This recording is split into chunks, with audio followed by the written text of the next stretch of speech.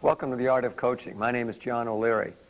If you've watched the show before, you know that the premise of the show is that everybody plays the role of a coach from time to time. And on this show, we have expert coaches in areas such as business, health, sports, performing arts. On this program, we have Rob Kanzer, who's president of Rob Kanzer Seminars. And he's a conflict resolution trainer and a certified mediator.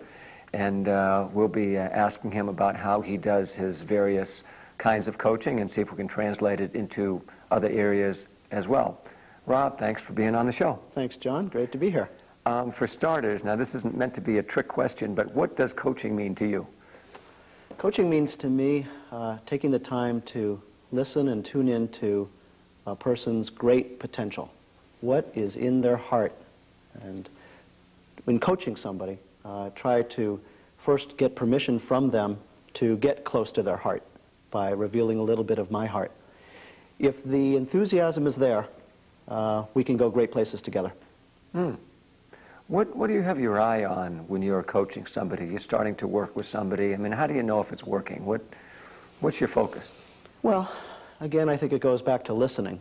I try to listen for their tone of voice, look at their eyes. Do they make eye contact with me? If they're constantly looking away, if their tone of voice seems a little bit tight, I try to make a gentle inquiry as to, is this all right for us to have this conversation? And sometimes the person is sorting it out for themselves, whether they actually want to be in a coaching relationship with me.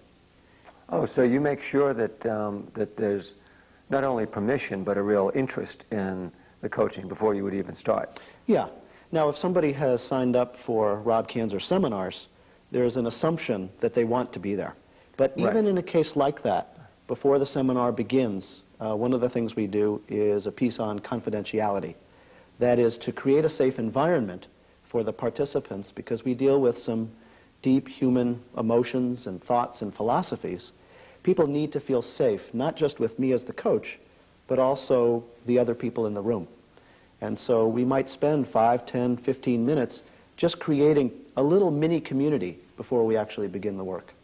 To what extent do you take into account that people process information differently, they learn differently, they listen differently? If you're working with, well, you do some one-on-one work and you work with groups, both. So how do you take all of that into account? Well, I try to give a generous blend of reading, writing, listening. I also try to provide time for quiet, silence, actually, to let people have the opportunity to digest.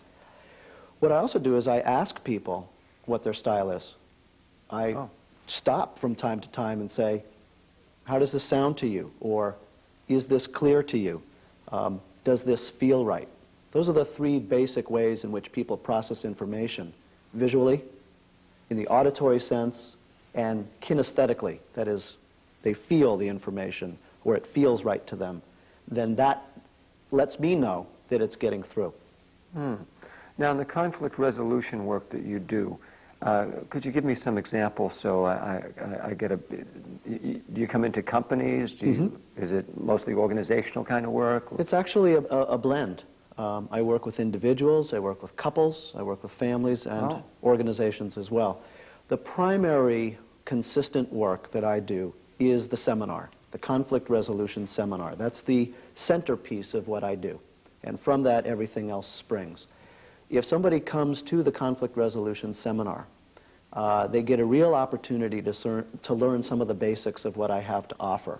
And from that, they can decide to springboard into having me come to their company, or having me work with them one-on-one, or having me work with their family. Sometimes what they'll do is they'll get so much out of it that they'll continue to come to the seminar. So we have ongoing groups in Portsmouth, New Hampshire, as well as the Cambridge area. And they'll actually bring people who they're in relationship with to the seminar to sort of learn some of the skills with them and practice in the seminar. So part of the, so as a follow-up to that or whatever, you may be working with a particular individual or a particular individual couple on particular situations. And that involves, obviously, coaching them. I mean, you get right in there and you find out what the issues are. And it sounds like that's important aspect of that is listening to find out exactly where people are stuck? Yes, that's an important aspect. Generally, we start with the less intimidating or less challenging pieces, where I just simply get them to write out the exercise. I'll ask them to describe a conflict for me in writing. That way it's safe, they have it on paper, they're a little bit contained, and then one by one in the group, for those who are willing to share, the information comes off the paper, into their body and into their speaking. And then what happens is a very interesting dynamic. I still remain the coach, but there are other people in the room. And what I like about that is it's easier to solve problems as a group than in an isolated way. But sometimes having it written down on paper is a very safe place to begin. Sounds like safety is important for you. Safety is very important, not just for me, but for my clients. We get into some basic, deep core beliefs and blocks that people have in dealing with conflict. And I don't wish to force anything. I want to create the environment with them. It's important that they feel we're doing it together, and I have something to offer. I also never want to get to the point where I pretend, because that's what it would be, pretend that I know everything. I don't. In fact, most of the material that I present, I've learned from other people. And I've done enough experimenting in my life, I try to model it in front of others. And then I say, here, now you try this on for size. And if it fits, great, and if it doesn't? That's right. I recommend that people try it for about 3 or 4 weeks in their life. And if it's absolutely not successful at all, I suggest that they drop it. What happens more often than not is people start to get a little bit of success, and to use the sports analogy, they may bobble the ball a little bit and come back in for more fundamental training. And it's a process that goes on. For me, I've been practicing for about 20 years. I find that I still go to coaches myself to refine my own abilities. And that's a process. It's a lifelong process. Well, they say that what's characteristic of good coaches is they're open to coaching from other people as well. I think that's true. Now, you brought some things with you to illustrate something. Yeah. I want you to run through This is something I learned from one of my teachers, Dr. Marshall Rosenberg, who wrote Nonviolent Communication. He says there are 4 or 5 basic things that happen in a conflict situation.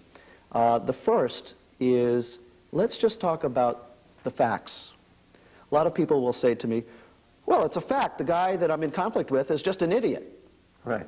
People actually start to believe in their minds that that's a fact and not something that they have created in their imagination. Now, imagination is important, judgment is important, but first, step number 1, what are the facts? So, for example, in my seminar, people will really struggle with exactly what did this other person do or what did they say? This is a stumbling block for a lot of people to simply report what was said and what was done. Like Sergeant Friday, just the facts, ma'am? Exactly. Just the facts, ma'am. Now, for some people, the second step is a little bit more difficult.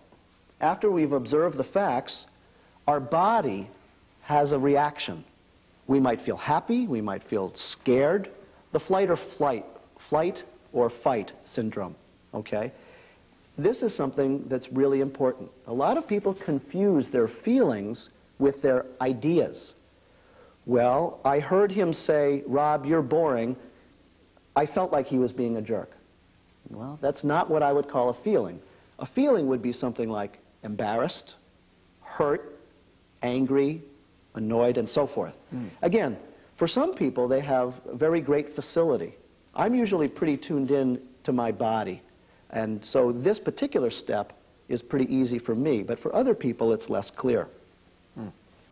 The third step, and this is the guy that I think is our greatest source of power, but also our greatest source of blockage. The judge, that is to say, how we evaluate a situation, is a very important part of who we are as human beings. It helps us survive. We come to an intersection, we make a judgment. Is it safe to cross? or is it not? Unfortunately, if this guy takes over and the other 4 or 5 elements are not given a chance to breathe or to be, we can act in a very hasty way. And we end up saying things like, I feel you're a jerk. I feel you're not listening to me.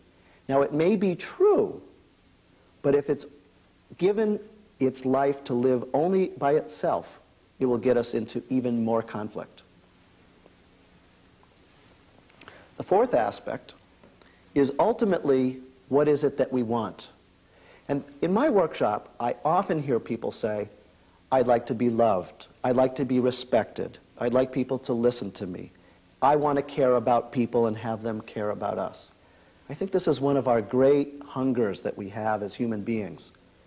Unfortunately, when we stop shy of asking for what we want without being specific, we lose our power. So this is sort of what I call the general feeling of what it is that we want, but it's made more powerful by who does what by when. Okay? So if for me, and this is individual, for me, I get a sense of caring when somebody makes eye contact or maybe shakes my hand or gives me a hug.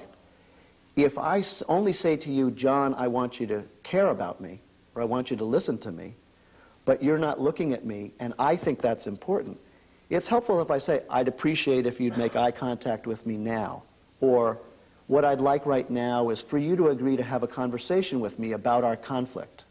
If I don't do this, if I've simply done the other steps and said, this is how I feel and this is the reason why, and I just leave it, I lose my power.